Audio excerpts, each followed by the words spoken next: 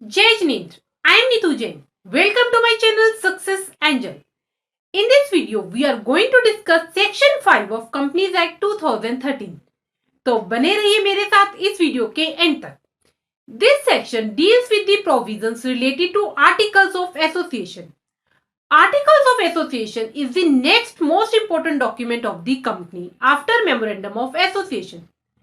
Memorandum of any company tell us about the constitution of that company, जैसे कि company का नाम क्या है, कंपनी का रजिस्टर्ड ऑफिस कौन से स्टेट में है, कंपनी के ऑब्जेक्ट क्लोज क्या है, मतलब कंपनी का बिजनेस क्या है, कंपनी की कैपिटल कितनी है, कंपनी के मेंबर्स की लायबिलिटी क्या है, लिमिटेड बाय शेयर है या लिमिटेड बाय गारंटी है या अनलिमिटेड है, और कंपनी के सबसे पहले मेंबर्स कौन कौन है.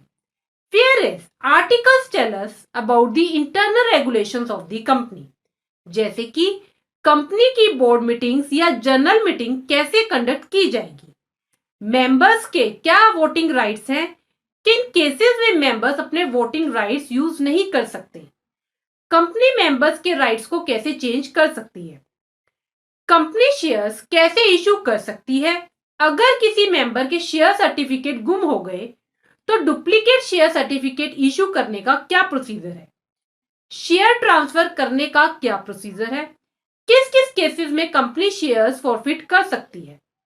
So basically articles of association can be considered as the rule book और the procedure book which guides the management of the company in administrating the internal affairs. आइए अब देखते हैं कि सेक्शन 5 क्या कहता है.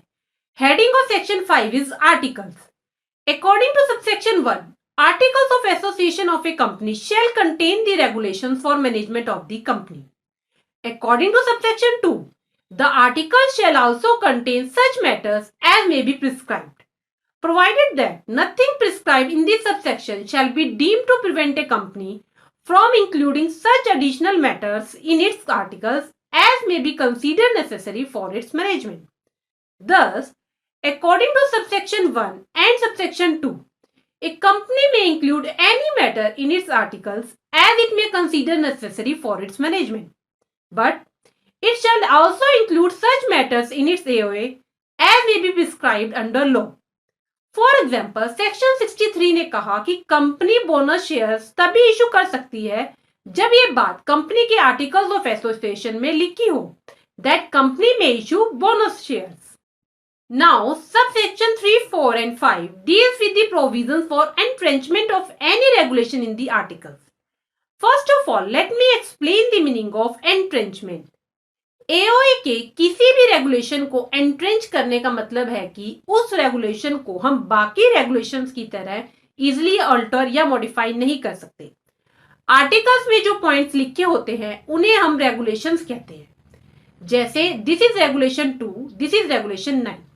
देखिए, generally to alter any regulation of AOA, special resolution is required to be pass by the company in the general meeting. Special resolution means consent of 75% or more members. पर अगर कंपनी ने अपने AOA में कोई regulation entrench किया हुआ है तो उस रेगुलेशन को अल्टर या मॉडिफाई करने के लिए सिर्फ रेजोल्यूशन से काम नहीं चलेगा, बल्कि स्पेशल रेजोल्यूशन से भी ज्यादा रिस्ट्रिक्टिव कंडीशंस कंप्लाई करनी पड़ेंगी. अब ये कंपनी के हाथ में है कि वो रिस्ट्रिक्टिव कंडीशंस क्या होंगी. हो सकता है कि कंपनी कहे कि एंट्रेंच रेगुलेशन को अल्टर करने के लिए कम से कम 80% मेंबर्स की कंसेंट जरूरी है या कम से कम 90% मेंबर्स की कंसेंट जरूरी है. मतलब ये कंपनी खुद डिसाइड कर सकती है कि वो रिस्ट्रिक्टिव कंडीशंस क्या होंगी. चलिए देखते हैं सबसेक्शन 3 क्या कहता है. The articles may contain provisions for entrenchment to the effect that specified provisions of the articles may be altered only if conditions or procedures as that are more restrictive than those applicable in the case of a special resolution are met or complied with. I hope this subsection is clear. Now, subsection 4 is talking about the procedure for entrenching any regulation of AOA.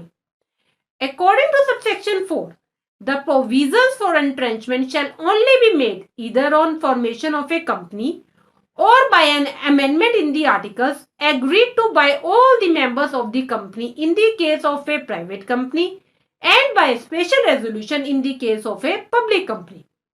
मतलब या तो जब हम company incorporate कर रहे हैं तभी articles of association बनाते हुए किसी भी रेगुलेशन को एंट्रेंच कर सकते हैं और उससे related provisions articles of association में लिख सकते हैं, या फिर कंपनी इनकॉर्पोरेट होने के बाद कभी भी हम आर्टिकल्स ऑफ एसोसिएशन के किसी भी रेगुलेशन को एंट्रेंच कर सकते हैं। अगर प्राइवेट कंपनी है तो उस केस में सारे मेंबर्स की कंसेंट चाहिए, और अगर पब्लिक कंपनी है तो उस केस में स्पेशल रेजोल्यूशन पास करना पड़ेगा। Further, according to subsection 5, where the articles contain provisions for entrenchment, whether made on formation of company or by amendment in articles after incorporation, the company shall give notice to the ROC of such provisions in such form and manner as may be prescribed. तो prescribe कहाँ किया हुआ है? Rule 10 of companies incorporation rules 2014।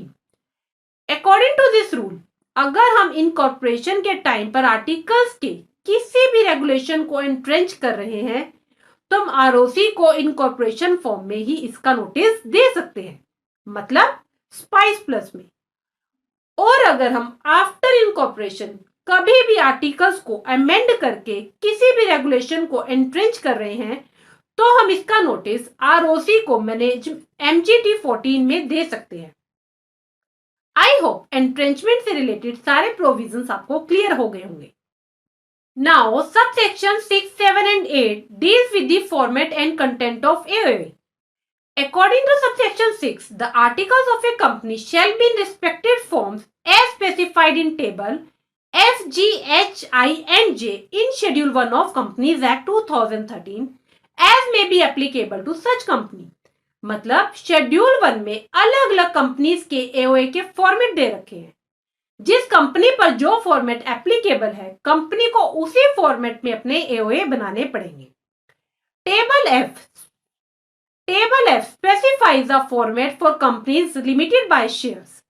Table G specifies the format for companies limited by guarantee not having share capital. Table H specifies the format for companies limited by guarantee having share capital.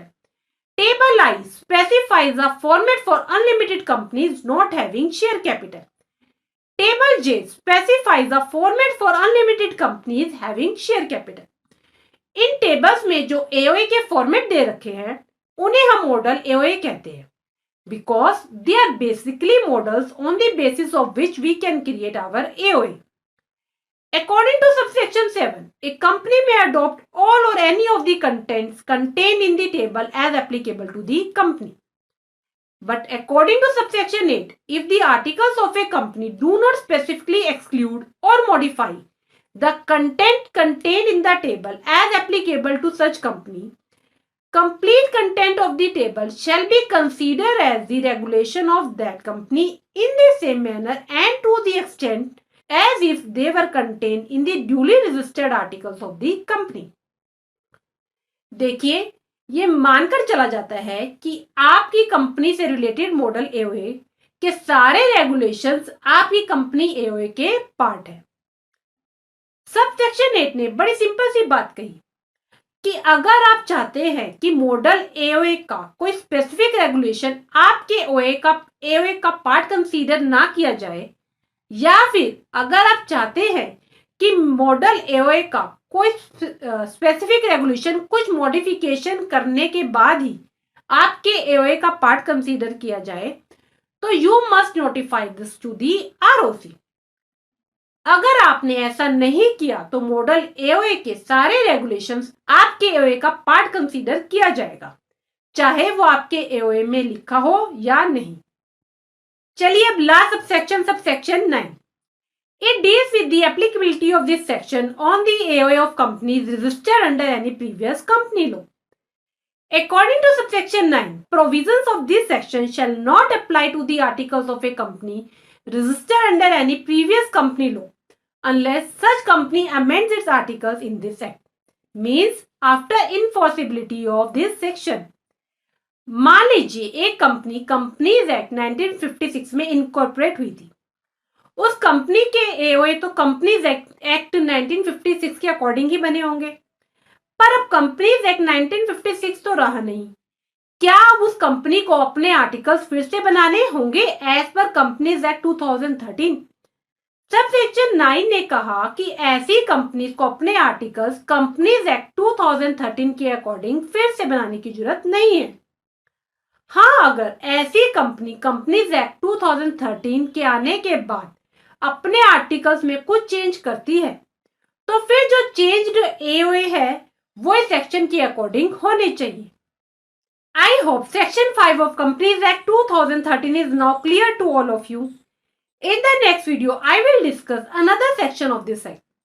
For videos of other sections and topics of company law, see links in the description box.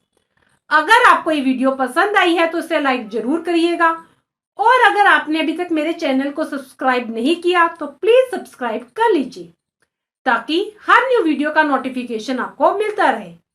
अगर कोई भी doubt हो तो आप comment box में लिख सकते हैं। जय जिनेंद्र।